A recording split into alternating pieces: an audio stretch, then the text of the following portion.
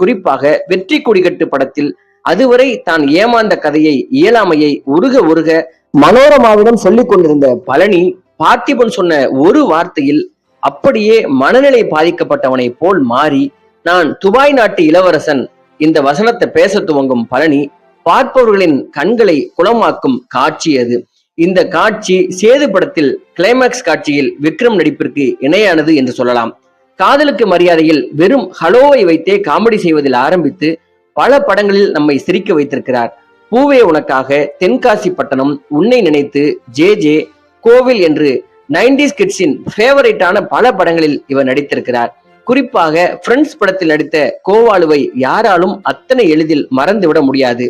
2001ஆம் ஆண்டு வெளியான ஃப்ரெண்ட்ஸ் படத்தின் நகைச்சுவை காட்சி கடந்த 2019ஆம் ஆண்டு உலக அளவில் ட்ரெண்ட் ஆக்கினர் நெட்டிசன்கள்.